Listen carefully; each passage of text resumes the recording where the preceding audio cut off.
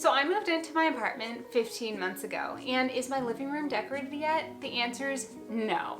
However, I'm now moving in 2 months, so it's kind of like a now or never type of thing. If I'm going to decorate it, it has to be now. So I'm gonna get on with the journey, except I'm gonna start it back 6 months ago, okay? Because that is when I took the first step into my living room makeover. So without further ado, here's the before. Hey, okay, so I'm about to show you my current living room setup, and I know it's bare. I've been living like this for 6 months. I'm a little bit embarrassed about it. This is my current living room, you guys. This wall on this side is like this dark white. It's almost like a light gray. And then on this side, it's actually like a medium gray. That combination makes it super dark in here, especially with no overhead light. This lamp is secondhand. This ottoman I've had for like 10 years since I was in school. And then over on this side, I do have my couch from my last apartment. I also have a bunch of stuff stored underneath my couch, which doesn't look good, I know. And stuff stored behind my couch, which looks even worse, I am aware. My coffee table that I made in my last apartment, I still love it so much. I'm just not sure where it's gonna go or how it's gonna go in here, but we'll see.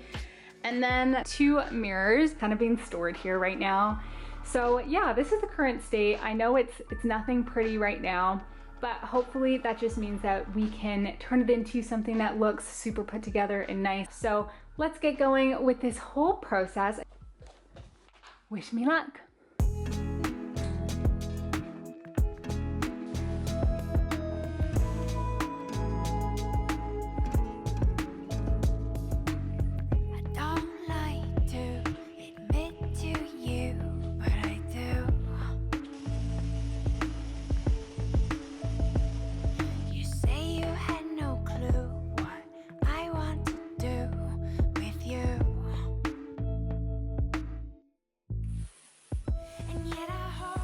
Now what's crazy is that I thought that this was actually a whitish color this whole time, but in reality it's totally a light gray, because if you compare this to actual white, you can really see the color difference.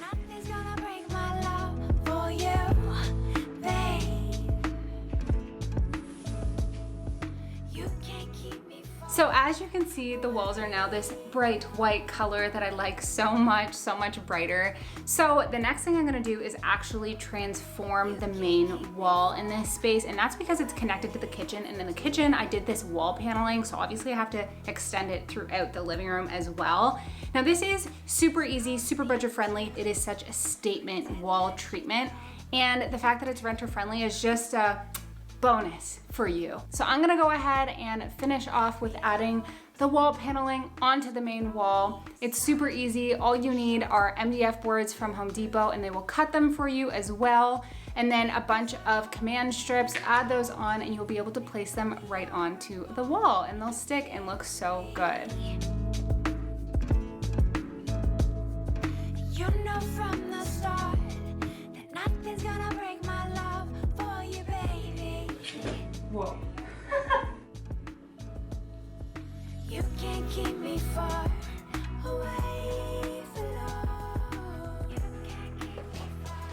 Okay, so we have the wall paneling up, and the space is quite empty, so I feel like naturally we need a couch to go here. And I was thinking maybe of ordering something online, but first I want to see what's in person, so I'm gonna head to Structube. Maybe I'll get something funky, but probably I'll land on something that's neutral. So let's go.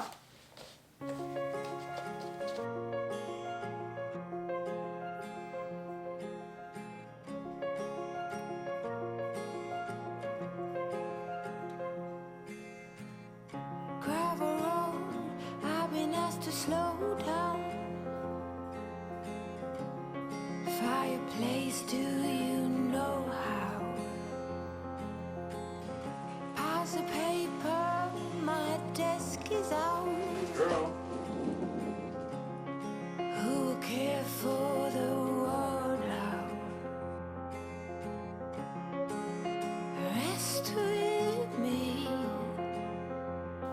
Close the curtains, brew some herbal tea. Reach out for me.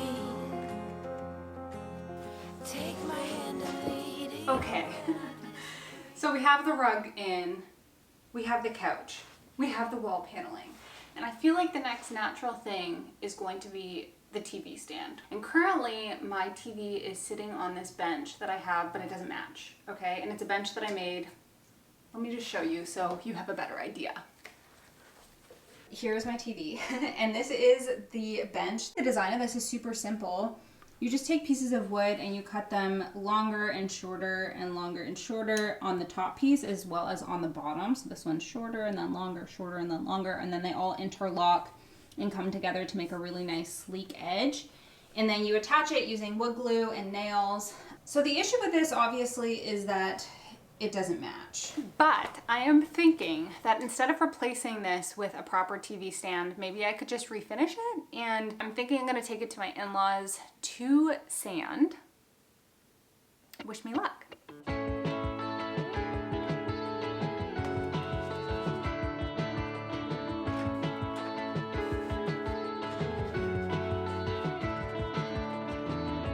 I spend most of my time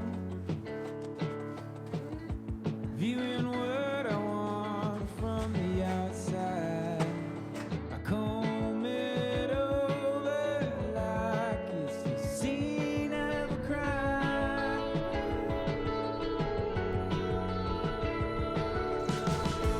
The only guilty I find. So I'm gonna attempt to use this stuff all over everywhere. So that, which is essentially this like gigantic plastic drop cloth, so that I don't get sawdust all over my in-laws' garage.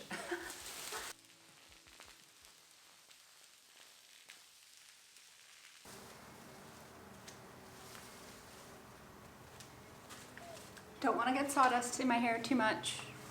We know it's gonna go everywhere.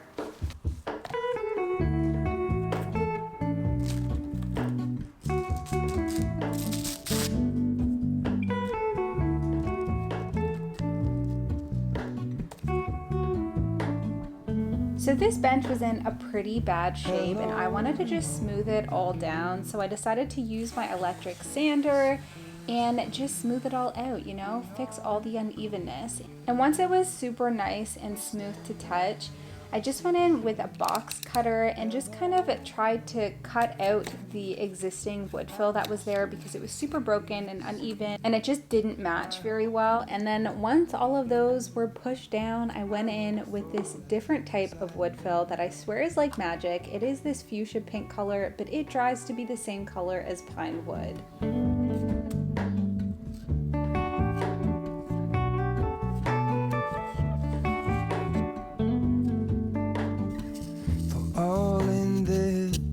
I stand alone. Show me where the ending goes. In case you were wondering, this process is extremely therapeutic. I should be the last to know. All in this, I stand alone. Show me where the ending goes. Honest, honestly don't. I should be the last to know.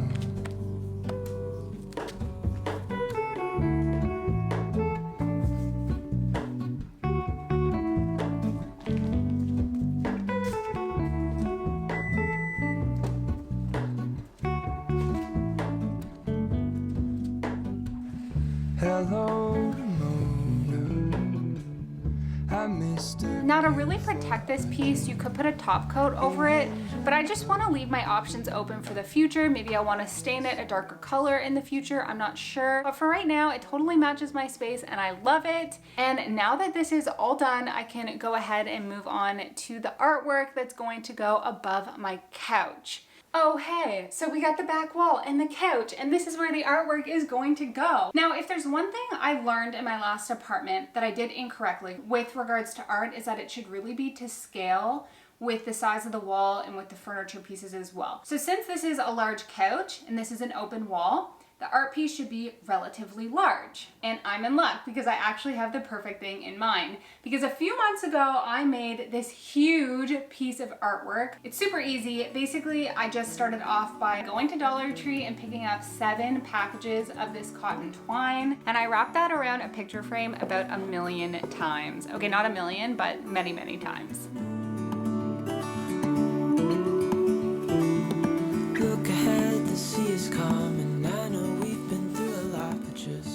this was honestly the perfect project to take on while watching a show and relaxing. If you just want a project that you can do on the weekend, I feel like this is the perfect one just because of the repetitiveness of it.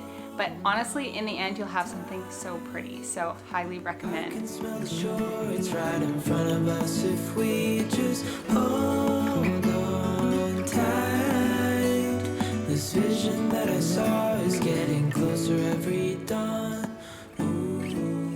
Now I used a couple different colors of fabric dye for my piece, and I just basically did it in sections, color by color, letting it all dry in between. And one of the things I love the absolute most about this project is how much you can customize it to your own space. So for me, I wanted some muted pink with a rusty orange color and an accent of black, and it just came together in such a satisfying way. Now I made a video on this that shows the steps in detail, so I'll be sure to link that down below if you're interested, but I really love the simplicity of this piece while still being a statement, and I also really love that you can customize it however you like as well. Now to hang it, I built this wooden frame that the dowel could just slide right into, and then I secured it in place with some nails. And just like that, I have a gigantic statement wall art piece that's perfect for above my couch. So obviously I'm gonna hang this above the couch, and I initially installed these clips at the back to hang it, but because of the wall paneling, the clips won't work right. So I figured out this really random way to get it to hang. This wood piece that's down the center is a key factor in getting it to sit flush against the wall. I don't know what made me think of this. I was trying a couple different things, and this is what I landed on, so yeah, let's hang it up.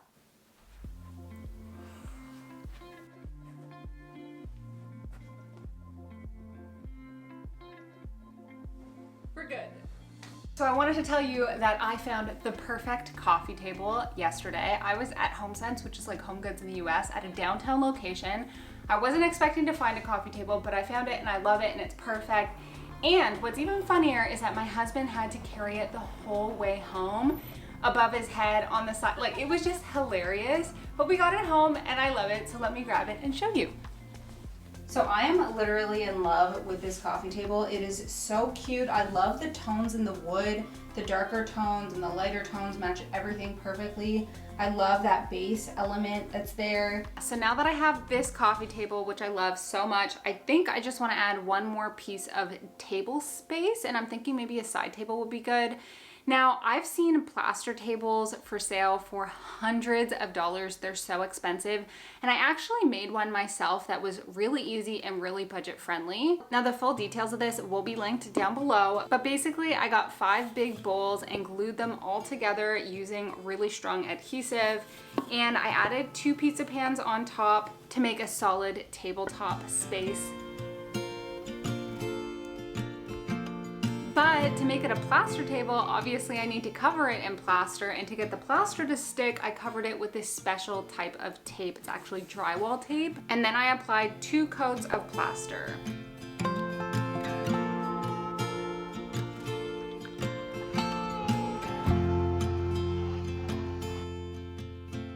And I really like the texture of this table. I've seen pricey plaster tables that look so similar to this being sold for so much money, and I just love that this is the perfect affordable DIY to do.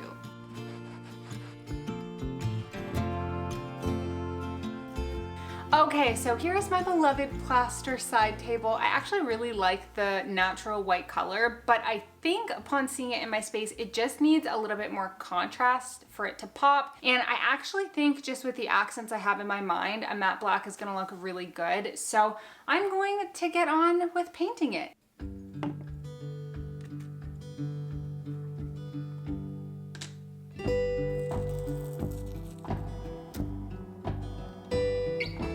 Always getting my hands dirty, without a doubt.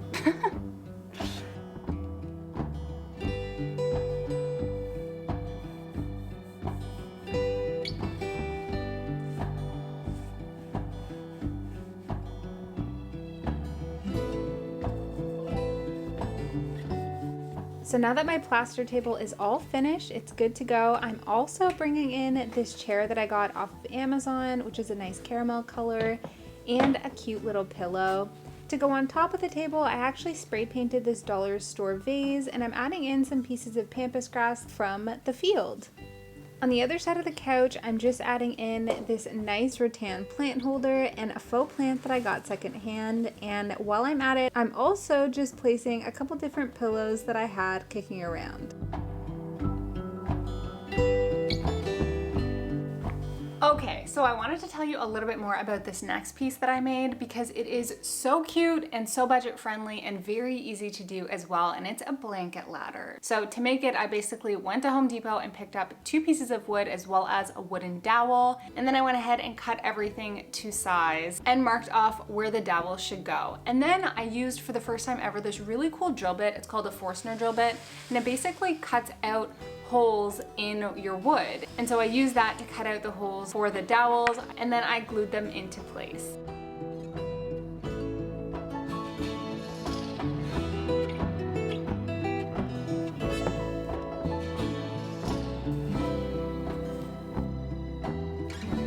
So I did part of it with a black stain and part of it with a warm wood color stain, and I just think it looks so cute. My absolute favorite part about decorating my home is getting to DIY the pieces that go in it, because when I look around and I see items that I made on my own with skills that I didn't have before or ideas I never could have imagined that I would come up with, it brings me just so much joy and so much gratitude for how far I've come.